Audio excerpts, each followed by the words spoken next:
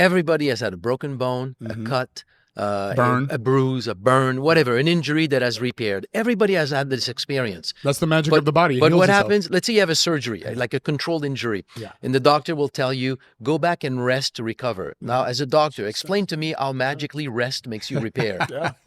It's not rest, it helps. So what really we're discovering is that stem cells are the repair system of the body. Yeah.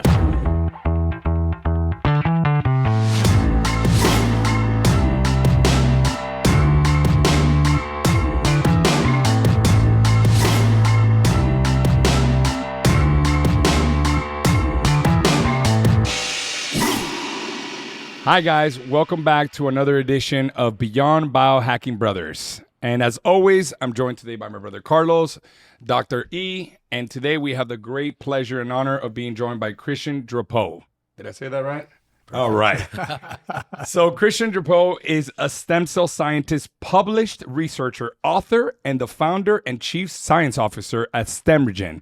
He pioneered the understanding that stem cells constitute the body's natural healing and repair system and has traveled the world in search of the most powerful plants that support stem cell function and enhance the body's regenerative potential. So thank you so much for joining us today, Christian. It's an honor again to have you, and we're so excited to get into the stem cell conversation. My pleasure. We're in the presence of a great man. Yes, Thank you. absolutely. And especially stem cells is definitely something that we always want to get into, but it's kind of complicated. So glad you're going to be here to really take a complex subject, and we're going to try to break it down for us and for our viewers. All right, without further ado, I think let's start just with a brief history of the discovery of stem cells and their progression. What I have here is that they were discovered roughly in 1670. Embryonic stem cells in 1960s, then CD34 was found in 1984, and embryonic stem cells were successfully grown in vitro in 1998, which is ironically when nitric oxide got its Nobel Prize. Yeah. So that's how I remember it. There you go. You know what I find interesting with this is, like, for most of the world, stem cells is like it's new. It's a new discovery because now with the world of media that we have, it's pitched like this. It's presenting like this. Like you mentioned, it's a slow evolution. It's like, it makes me think sometimes of like, what was it, pre-Middle Age? Everybody knew that the Earth was round. Then we went into like almost like a flat Earth, understanding of the world, and then we came back with the understanding of the world being round. Self-accepted. And so stem cells are a bit the same. So they started to be observed as lymphocytes. As before that, it was lymphocyte, then more and more documentation of lymphocyte. But around 1905, like around there, Alexander Maximoff from Russia identified this lymphocyte that he called was like the mother lymphocyte that was at the origin of all lymphocytes and all blood cells. And he suggested there, and it looks like that cell could be at the origin of all cells in the body. But it made no sense to people. They could not accept it, so it went like dark. And it's only in the 1950s, 60s that came back this idea after observation of some nuclear incidents where people were completely radiated, and the way that they recovered, it really brought back this idea that there was in the body such a cell that is building back all the blood. And it's really only in the 1980s that we really identified that the body has a stem cell in the bone marrow that is responsible for making all the blood. So we're talking about science that is really recent, you know. Right. I think that takes us to basically the amount of magnitude and research behind stem cells. And what I read on your book is in 2009, there was more than 2,000 scientific studies published on the NIH, which is the National Institute of Health, and more than 50,000 over the course of 3 years, which that's incredible. Oh, yeah. If you just go on PubMed right now and put stem cells, I mean, I've not done this in a while, but I mean, it's hundreds of thousands of papers that have been published on stem cells. How do you not know about that as a doctor? No, we know about this. Everybody knows about this. And when you think about stem cells, it's interestingly enough, I did IVF with my kids. So I have pictures of my kids when they were 2 cells. and to see that they turn from 2 cells into this trillion of cells, organisms that they are. So every scientist knows about it. The bigger question, and what we're going to talk about it, how do you apply to everyday medicine? What results can you get? So the theory of stem cell is one thing, the application is a different thing. And I think what I like with what you've done is because when you think about stem cells, there's a lot of political things that we have to think about. And in this country, there's been a lot of stop gaps on the research of stem cells, but the theory of stem cell is there. What we're excited to talk to you about, what's an easy way to access stem cells? Because we know the power of stem cells. How do we get them to work on our everyday life without having to do transfusion or those other things? And that's a great point, if I may interject, because from what I reading your book, like what I think you made very simply is, okay, so stem cells are the regenerative power of the body, right? They're the recovery system of the body. But every stem cell, because this is where people get confused. Oh, there's bone marrow stem cells, there's fat stem cells, there's umbilical cord stem cell, mesenchymal stem cell, all these cells, right? But all of them, every stem cell is birthed from the bone marrow. And so this idea came in your research, and you obviously could tell us a little bit about more research and how you discover this, but the beautiful thing about it is that you got into this concept of why inject them or why take them exogenously when we know that the body heals by extracting them from the bone marrow, which is what we've been doing since we were kids, right? That's how we repaired a broken arm, and then we healed as kids without taking any medication or pharmaceutical intervention. This what you're bringing up right now is, to me, it's like life. Everybody has experienced it. Everybody has had this experience, has seen it in their lives, and yes, it's still a black box in medicine.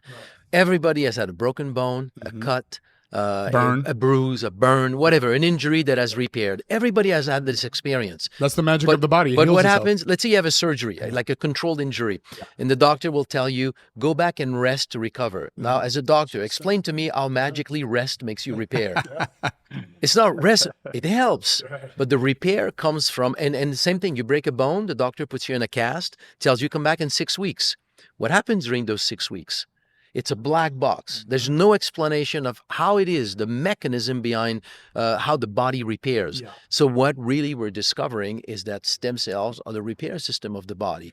And if I go back to something that you mentioned before, your IVF, with your experience, this was embryonic stem cells. This has been known for a while on the whole development of embryology. We know that in the 50s, 60s, that there is a cell that is the zygote. It's at the beginning of the development of a full organism.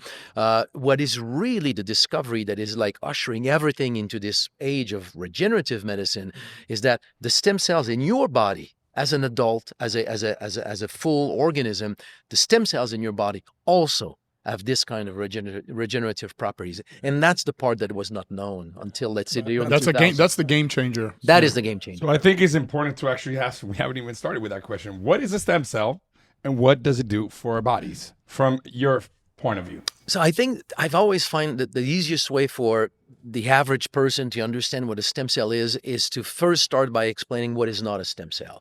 So you think of every cell in the body, they're called somatic cells. They are specialized. They do only one thing. They will never multiply. They will never transform. This is the cell of your skin, the cell of your muscle. It contracts. That's all it will do. Cells of a retina responds to light. It will never change. It will die, and that's it. So these are all the cells of your body. At the other end of that spectrum, you have stem cells. They are nothing as a stem cell. Like your stem cells has zero function as a stem cell. Its function is its inability to transform into other types of cells. Traditionally, historically, they were known to be precursors to blood cells. So their function was to be able to transform and become red blood cells, white blood cells, and platelets, hematopoietic stem cells.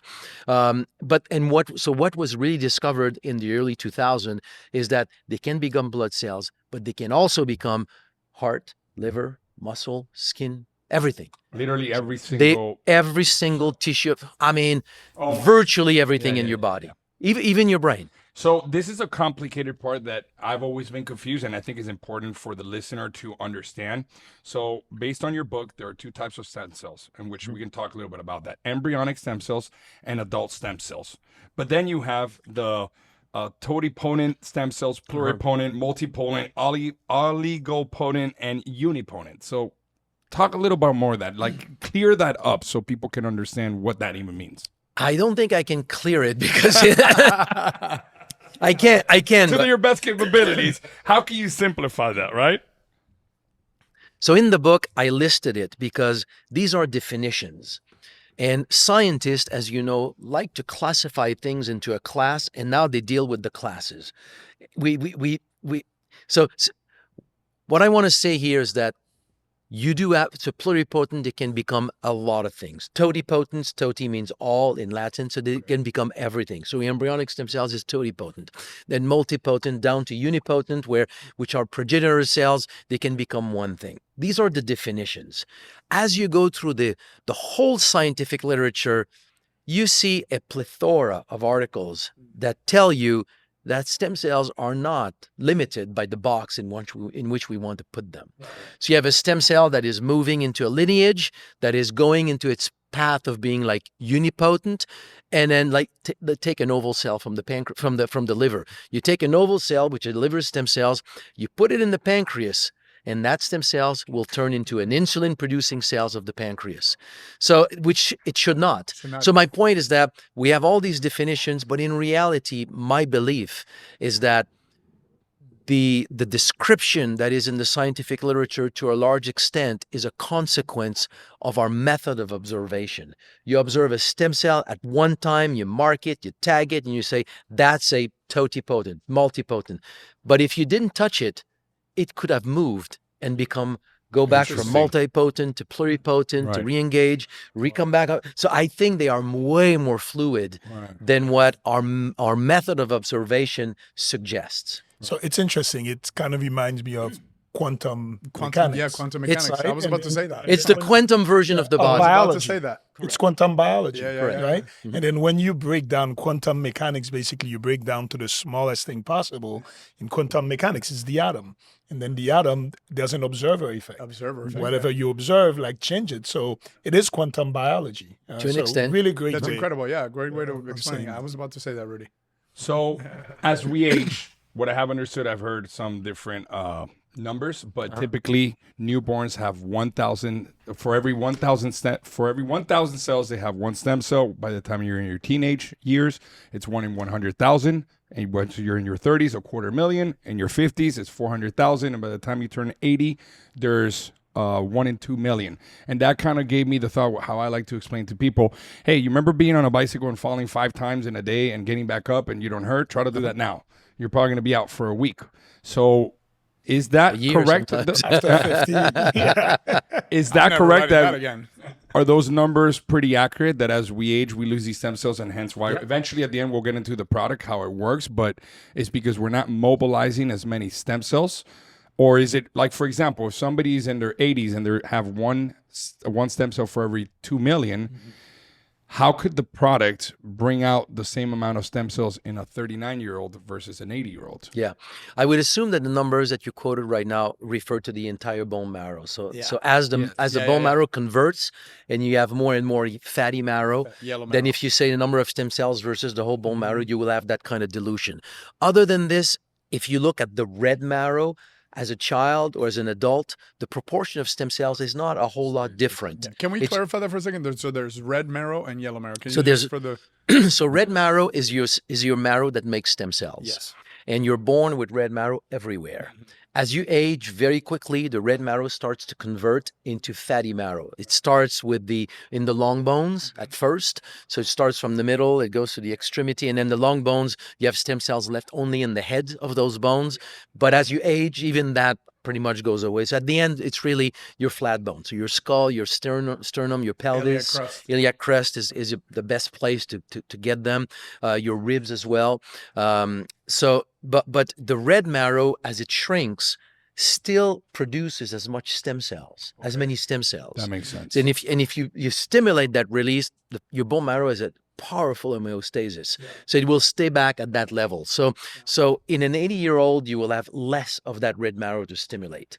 So there's less, way fewer stem cells will be released, either by stimulating them or as a natural process of life. So I thought, when I started all of this, if you stimulate stem cell release in a 20-year-old, already have plenty of stem cells. So you shouldn't see that big of a difference. When you do this with an 80-year-old, you shouldn't see like a great effect because they're not releasing a whole lot.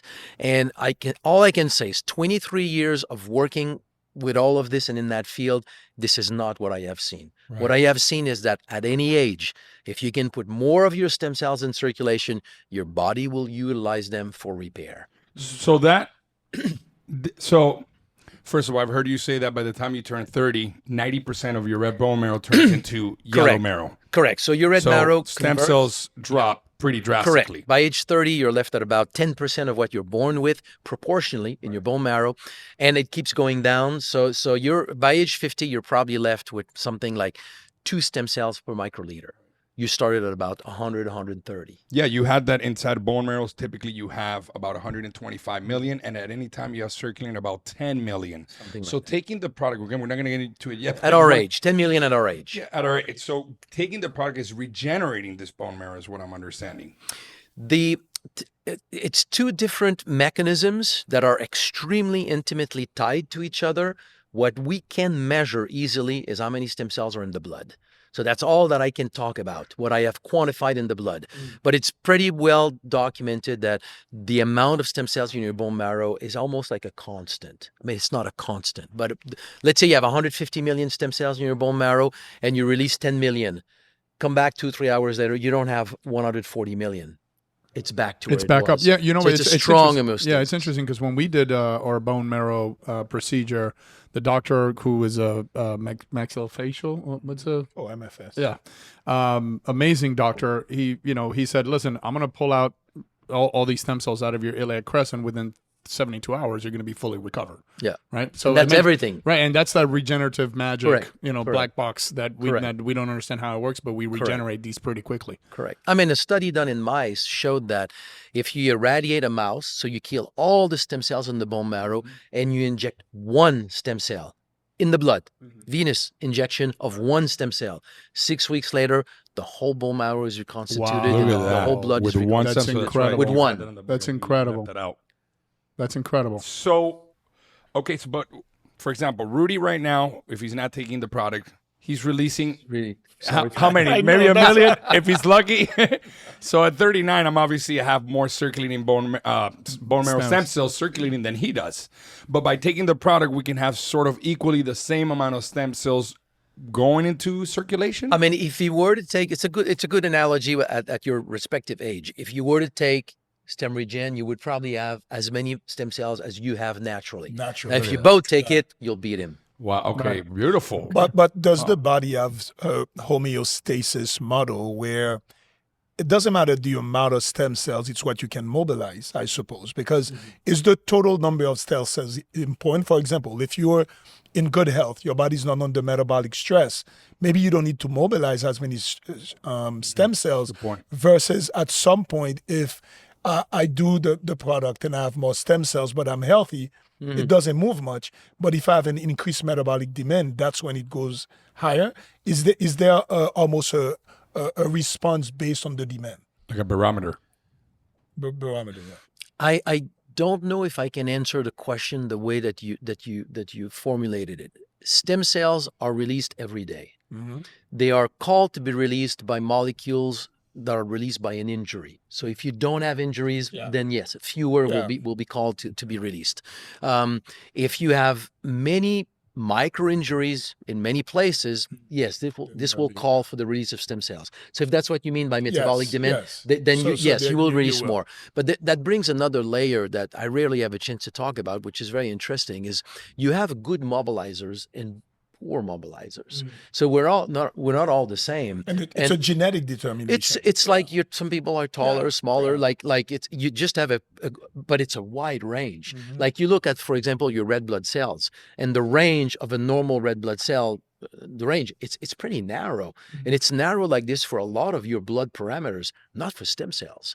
You could have easily between somebody who is a poor mobilizer, let's say 0.01 stem cell per microliter, and a really good mobilizer could be 5. Wow. That's a huge range. That's a huge gap. And that will determine the ability of people in population to repair easily or Right. not. Interesting. And we know that some Wolverine type guys. Yeah. Some people heal very yeah. fast, some people don't. Or like some people will get like, you know, keloid on their scars, but some people won't, or they'll Correct. scar very easily. Correct. But exactly I like that. I like what you said about if you are healthy and don't have a lot of, because stem cells are attracted to inflammation and injuries. But we're still bombarded by some form of inflammation that your stem cells have to be repairing, right? I hit myself with my elbow lightly. It might not hurt me, but there's still stem cells that need to be released to regenerate. Yeah, and that question, it's not what you asked, but it leads to me what I consider to be, and it's not in this book, it's in the next one. Okay, so- more reading. Come Come on, more reading. Make it thinner, please. which is the fact that, to me, when I think of stem cells as being obviously one of the greatest discoveries in the history of medicine, probably the greatest discovery of our lifetime. But it's not this that we're talking about, like having stem cells to repair an injury or something. To me, the big discovery is that they are the repair system of the body. And not only they do repair in the sense of going where there's something to be repaired, but let's say you have nothing to repair. The example you just Physically. gave, they're still being released. They're still going into They're still tissues doing as part of the background process of tissue renewal. Yeah. We really we lose cells every day in various Right, we're tissues. turnover cells every Exactly. second. So you're- we experience aging, our experience, I mean, as individuals, a little bit like an old fence in your backyard. Every year, it's a little bit more decline and wear and tear. We experience aging like this, but the body does not age like that. The body is a balance between losing cells every day and replacing them every day. When you're young, you have tons of stem cells. You grow, like you don't even have a concept of what aging is. But by age 30, when you've lost 90% of those stem cells, somewhere in your 30s, you start to realize, I don't repair like I used to. I don't recover the same So way. you don't have enough stem cells to offset fully an injury quickly, but just to participate to the normal process of tissue maintenance, tissue renewal. Right. And there's a point in our 30s, early 40s, where we don't have enough stem cells to fully offset cellular loss, and that's when we start So to you're accumulate. working at a deficit. Now you start Right. to build a deficit. Right. Yes. Now, what is a deficit in your pancreas? It's Insulin resistance, diabetes. type 2 Yes. What is a deficit in your heart? Cardiomyopathy. So all the disease that we develop with age, they all come at their root by that decline in number of stem cells. And so like the balance of healing, right? Like you have to add things to the body, but you also have to remove the stress. And so we're being bombarded in modern lifestyle. I mean, we're talking about EDCs, all this stuff that we're constantly being bombarded that our bodies have to fight and repair. And then at the same time, we're not giving the body what it needs. So it's a losing battle, and that's why we're aging faster. So, to just nip that one completely in the butt, the stem cells are constantly needed because one of the things you talk about is, our bodies are constantly regenerating. So Constantly. our heart regenerates every 20 to 40 years, our lungs every 4 years, and our pancreas and liver every couple of years. So as they're regenerating, you need to replace those cells, and then constantly we need a flow of these stem cells. There's very, very little studies that have been done to generate these numbers. Very little studies. It's more like incidental observation. I only know one study that looked at this specifically, and it was with the heart. And their conclusion is that you have half of a new heart every 25 years.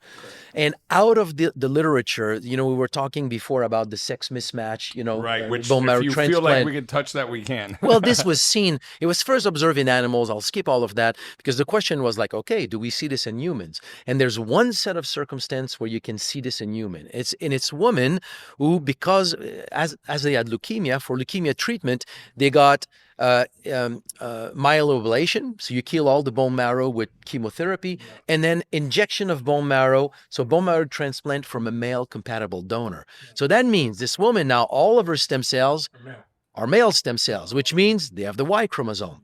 So now you can tag them in the body. You can follow them.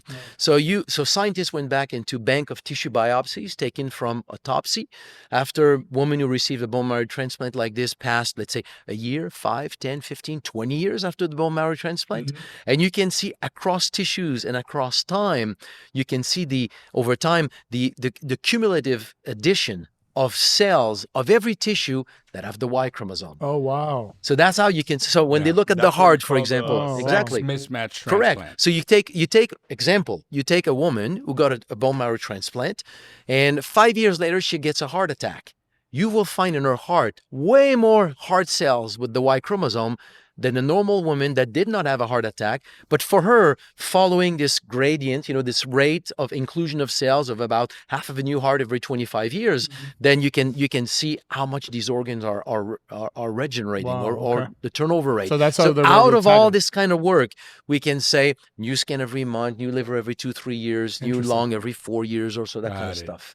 Interesting. So very important to talk about how much research in regards to treating disease has stem cells shown. I saw in your book everything from Alzheimer's, Parkinson's, heart attacks, strokes, all types of diabetes, retinal damage, spinal and skin lesions, pulmonary arterial hypertension, arthritis, atherosclerosis, multiple sclerosis, lupus, basically everything there in the book. But which one is where the most amount of like gold standard research has done? I see it was sort of the heart, but I mean, tell us.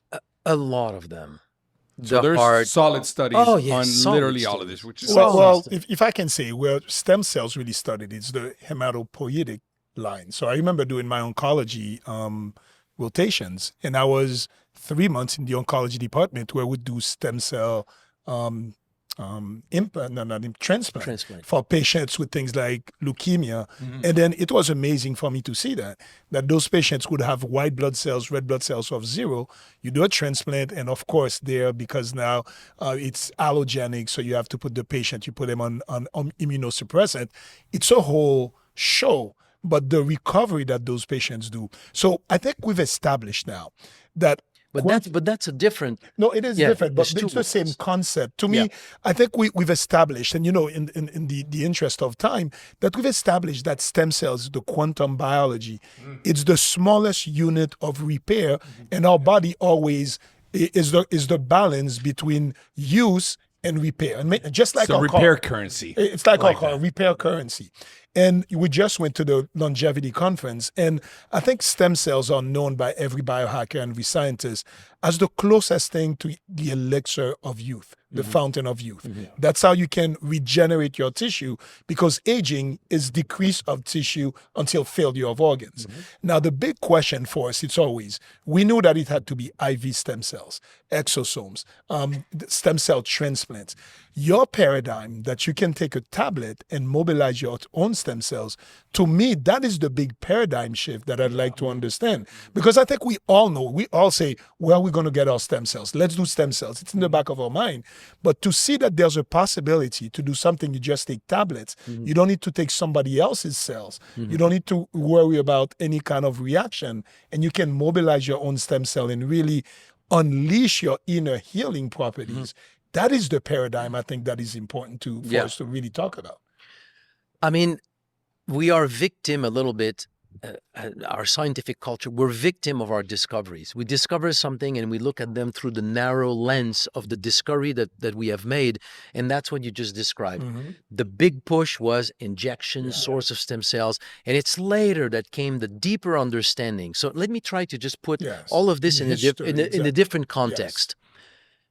Everybody has experienced, we talked about this before, that the body repairs. Yes. It repairs with stem cells. Yes. So that means you release stem cells. So the fact that we release stem cells, everybody should accept that like very easily. All their life, we release stem cells.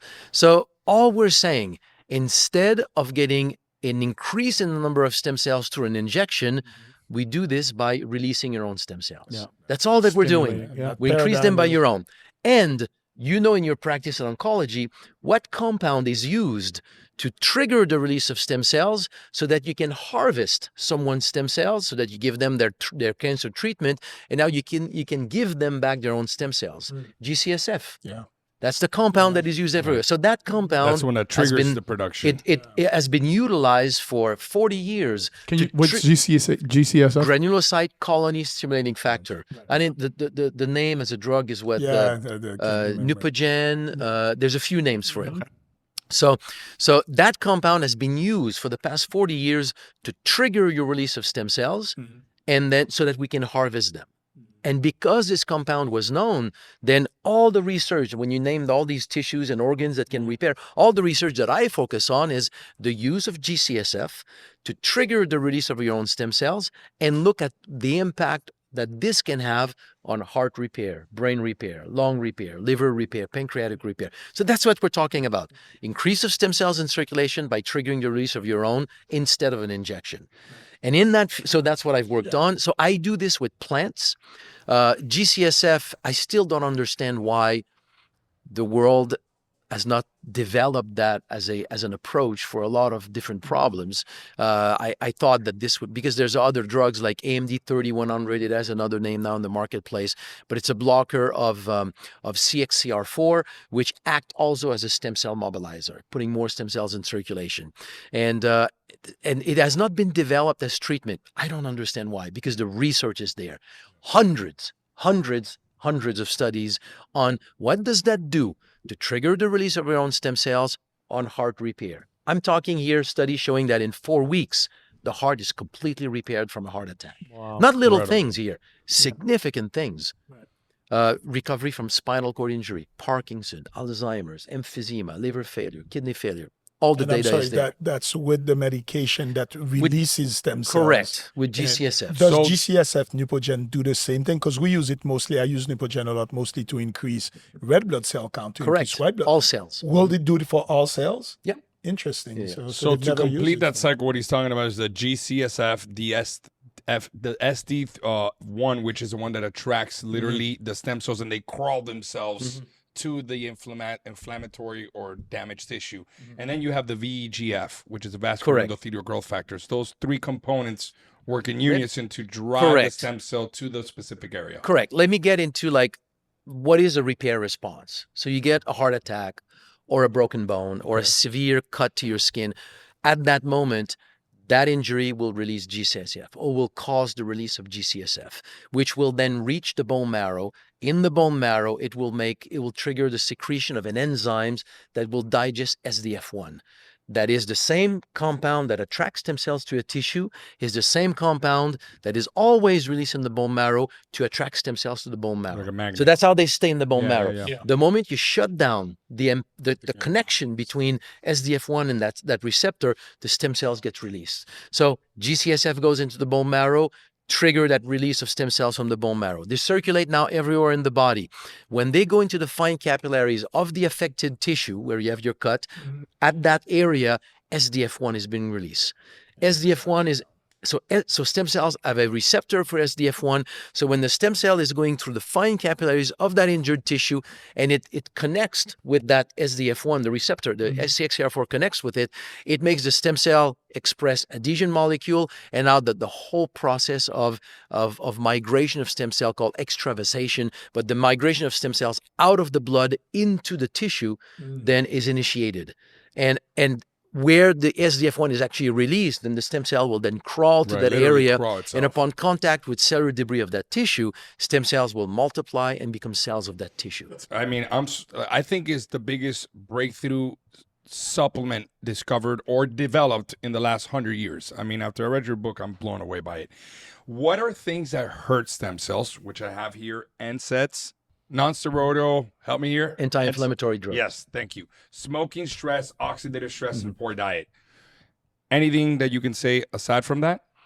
I wrote in the book, so there's a new edition of this right now that has 2 new chapters, but that first book was published in 2010.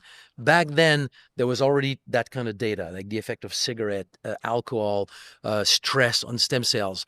And I went very recently to dive back in the literature to see what else do we find right now. And you're asking the question. In the plane coming here, I was reading an article now on the effect of cigarette smoking. And there's now lots of science on how cigarette smoking actually suppresses your stem cells' ability to proliferate, to migrate, to differentiate in various tissues, like it numbs them to a large extent. And I believe it's probably the main reason why when you have a surgery, what will the doctor tell you? Stop smoking. It will slow down your repair. I think it has pretty much everything to do with the impact that it has on stem cells. Stress will do the same thing, and it's cortisol. It's stress hormones released in the Chronic bloodstream. stress. Correct. Glycated products. Not chronic. Not chronic. Like, I mean, I'm sure there's probably an effect that is chronic, but okay, here's the study that was done. You take a rat, you take a blood sample, and now you extract the stem cells and you study their migration ability and their ability to proliferate. You take that rat, you put it in a pool, he gets stressed. You take him out of the pool, you take another sample, blood sample, and now you take the stem cells and you do the same test. And you see that their ability to migrate, proliferate is shut down. So it's a very quick effect. But the problem is that we have that quick effect every day. Right. We're stressed every day. So it's like it's an acute phenomenon that we have sometimes for what? Decades. Yeah. Right. So on the bright side, what can we do to improve stem cell You production? can not stress this. Not get stressed. Not get stressed. Don't Peter- sweat Peter small Pan. things. Peter Pan, happy thoughts. I heard sleep because of the release of growth hormone, exercise, statins, and supplements like melatonin, vitamin D, and antioxidants. All of these. You know what I find interesting is that the more we dig, because there's very little studies right now done on lifestyle and the impact of stem cells, very little. But every time one of them is done, it tells the same story. It's almost like everything you know that is good for you: exercise, fasting, reducing stress, meditation, antioxidant, anti-inflammatory compounds, all of those support stem cells. The stuff that we know is not good for your health, smoking, alcohol, stress, Processed food. it has a negative effect on stem cells. And it's almost like whenever something new is studied, we get that same pattern again, which to me deepens this understanding that it is the cornerstone of your healing process. It is, You're again. touching like the most fundamental part that makes your body be healthy.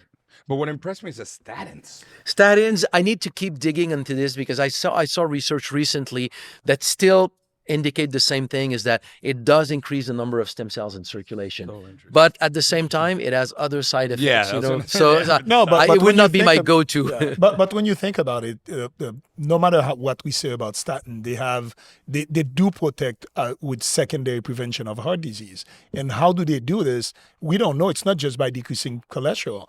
What I like that we're talking about here, we're talking again. I'm going to re-say it again, quantum biology. We're reducing everything to its lowest level. And everything that we do as functional medicine, longevity specialist clinic, we're trying to do. We didn't think that it affected stem cells. We thought it was just maybe on the biology or on the hormonal level. But it's really, if you dig deeper, it goes to the smallest component, which is the stem cell. And what you've described so beautifully is basic physiology and quantum biology. I'm still to the point where I'm like, that sounds great. Now, how does this do it? Without having to do the IV, the transplant, the exosomes. That's the paradigm shift. Because we understand now, I think our viewers get a good understanding that to heal, and we have that inner healing force, how do you unleash it with something as simple as this? Okay, so let's go back for 30 seconds on what we were talking about before.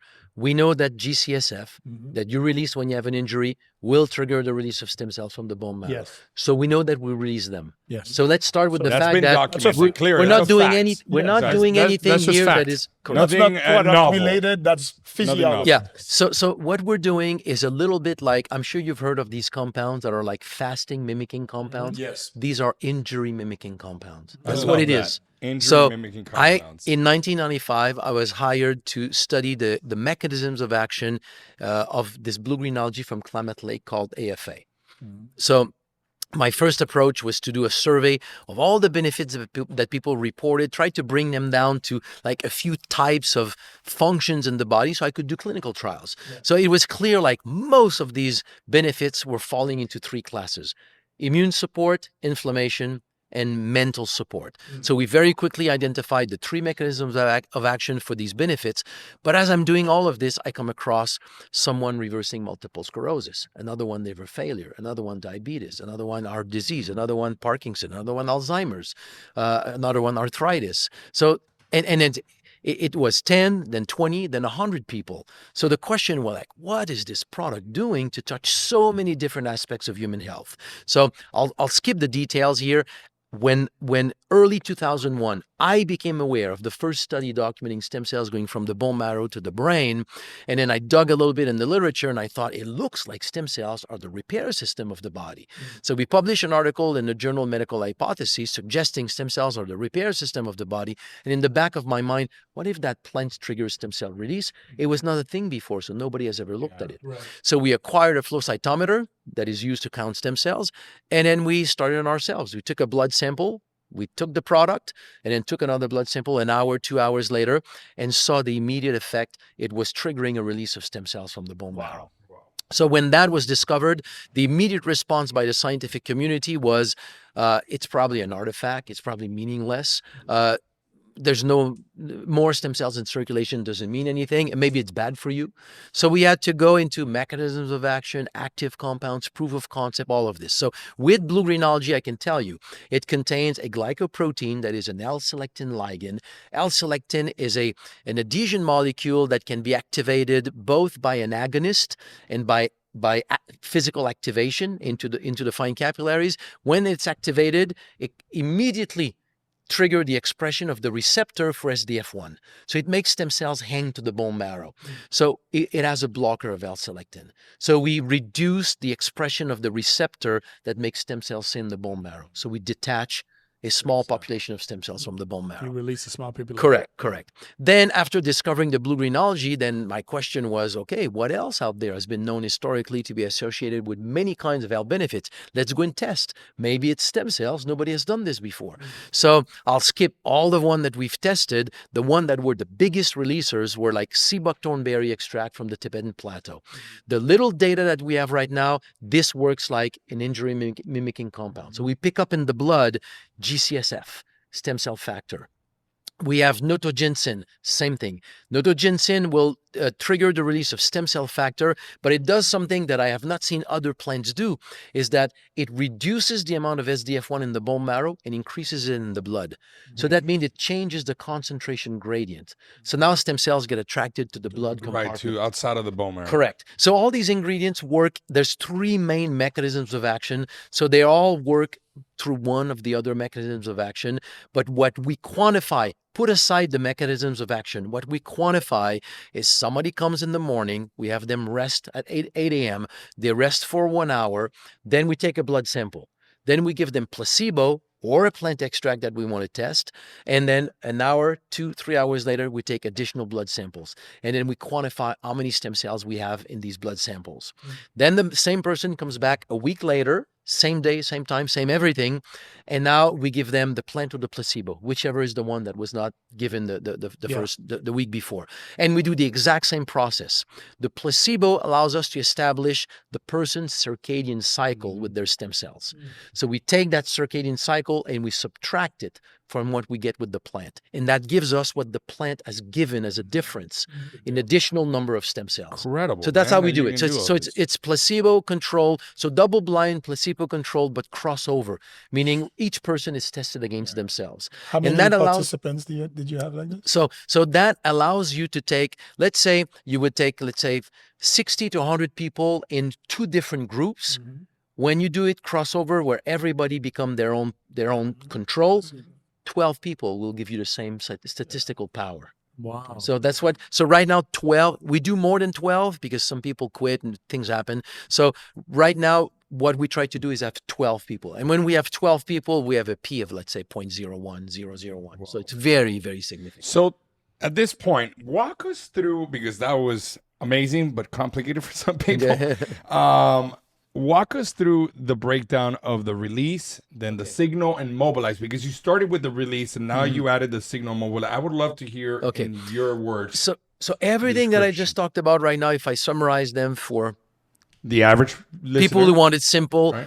These are plants that act as stem cell mobilizer. They release stem cells. You take 2 capsules of release, and then we can quantify in your bloodstream roughly about 10 million new stem cells within 2-3 hours. And they peak for 6 hours, roughly. They are in your blood for about 6 hours. It will peak. I mean, we've never went beyond 3 hours for a slew of reasons that belongs to the protocol and how we can rely on the protocol and all of that. So we never went beyond 3 hours. At 3 hours, it's still growing. So probably 4 to 6 hours, those stem cells are in the blood. So 2 can release up to about 10 million per day.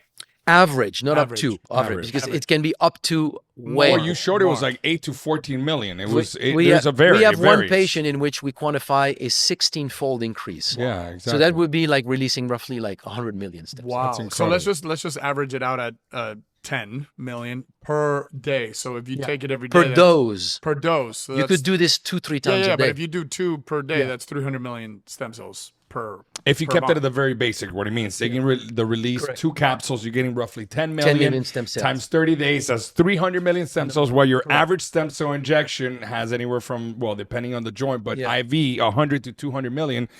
But this is continuous. Yeah. It's every This is single continuous, day. and we see roughly the same kind of benefits. But to me, what is beautiful with this, and I'm not pitching it because I'm part of it. It's just like this. This is to No, me. this is fascinating. This is for me. It's a fascinating. process Yeah, of fascinating. discovery. Okay. What you do with this is that you release stem cells every day the way that your body normally repairs, and they are incorporated into your tissues the way that your body normally incorporates stem cells. And I'm saying this Which sounds like the safest. I way. have no documentation of this in human patients. But in my studies, they have shown that if you inject stem cells, for example, in the heart, you can really boost the repair of the heart. But physiologically, what you have is 2 hearts in one.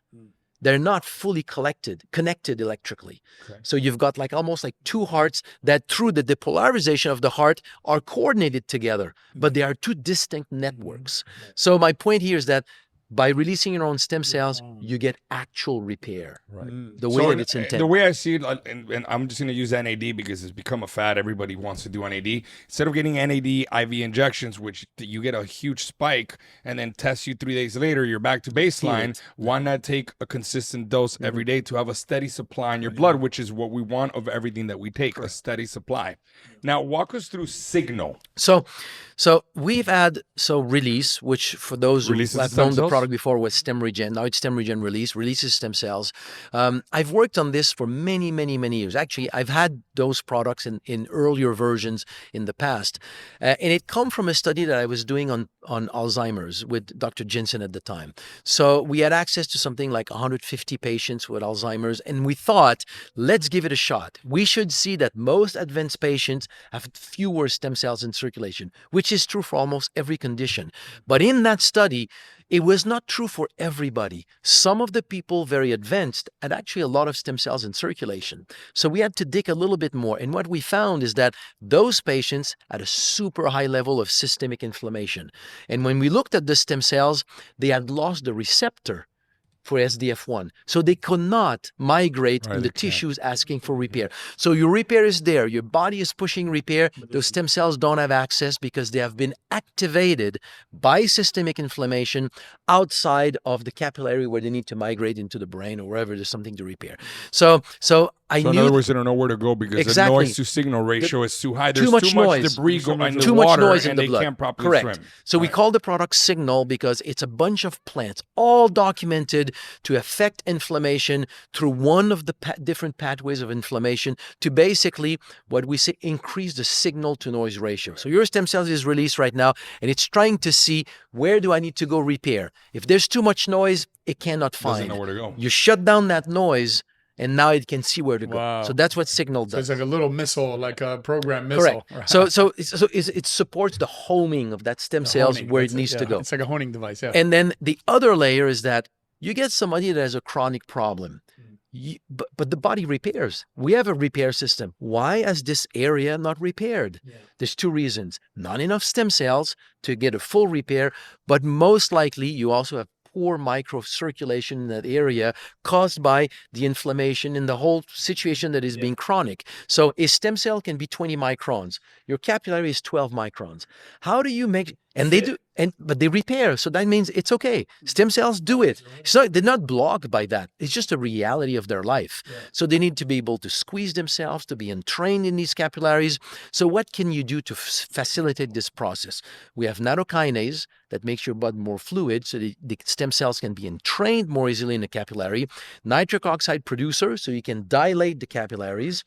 Bioflavonoids, ginkgo, gotu kola, all compounds known to help to restructure the collagen, the environment of these capillaries so that they are strong and flexible. And then the polysaccharide to reconstruct the glycocalyx inside the capillaries so stem cells can slick in capillaries. Which nobody ever speaks like a water about the slide glycocalyx. with a lot of water. with a lot of water. But the point is that we attach, because you can find good product. We talked about Nathan Bryan before. Yes. If all you want to do is like dilate your capillaries with nitric oxide, go get their products. But it's the only product, Mobilize, that has those 4 technologies together, specifically designed. Once you've taken release and you release stem cells, you want to reduce the noise and you want to open the capillaries. So stem cell have access. The way I like to describe it, because this is the way I've been explaining to people, I think of the stem cell as an Olympic swimmer, and it's getting ready for an Olympic race. And so the release helps that stem cell do its job, right? But if you have too much debris in the water, that stem cell, that swimmer can't, train in the water, especially it's going to be slowed down because of debris. So the signal reduces that signal to noise ratio so it can find exactly where it needs to go clearly. And then again, the Mobilize not only helps to improve endothelial growth, nitric oxide and vascularity, but it protects the glycocalyx, which most people, what I understand, have it damaged from hypertension, statins, beta blockers. Anybody with any degree of cardiovascular issues don't have some form of damage. Okay. So you're getting so many other benefits aside from just the... both Signal and Mobilize will have a short-term effect, like an acute effect, like within an hour of taking the product, it will support the stem cells that you've just released, but it will also have a long-term effect, giving like 1-2 months, and then you rebuild that glycocalyx over time. So what I understand, you can take them cyclically, the Mobilize and Signal, but the one that you want to maintain is a release. Consistently is the release. Correct. Right?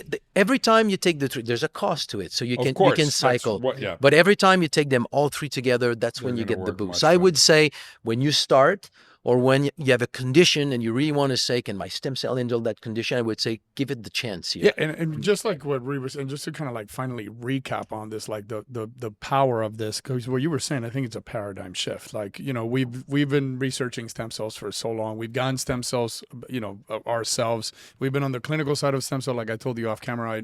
We got my cousin involved in a clinical research in the University of Texas, so we know that side. We know the commercial.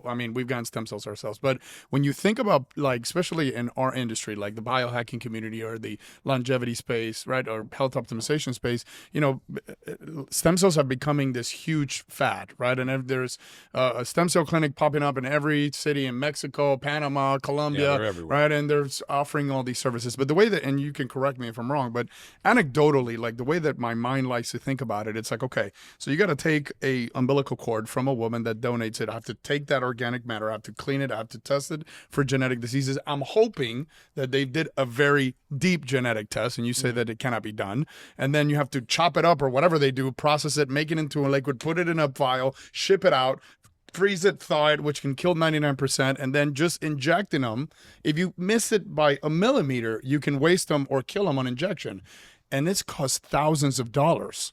So for anybody who's out there listening, thinking, because you talked about the power of the 3, if you have an injury or something that you want to get stem cell for, or you're researching, think about that for a second. You have to roll the dice, spend thousands of dollars, possibly travel to another country and roll the dice on it, right? Versus you have an at-home solution that has been tried and proven. And you're basically going back to what our bodies used to do, which is releasing them from the bone marrow, which is where all stem cells are birthed, right? And you can invest for a fraction of the cost and at home and not have all the liability that could come. Because here's the fact. For every miracle story that I hear about, stem cell therapy, like the conventional one that we know, I got 5 stories that nothing happened. 10 stories that, I got a little bit of result, but 3 months later, my pain came raging back. And then a few other horrible stories for every one miracle story. But with this, and like Miguel was saying, this is a constant thing. Like the NAD, your analogy of the NAD was perfect. Some people inject NAD, they get a big spike and then it's over. But with this, it's like a constant thing. Then you're not just getting repair for an injury, you're getting recovery for all of the major organs in your body. So, the value of this for me is fascinating. And the effect can be like substantial. Let's just share, for example, one of the ongoing studies that we have. So it's ongoing. So right now it's preliminary data, but we should publish this in a matter of a month or 2. So chronic stable congestive heart failure, people with ejection fraction less than 45%.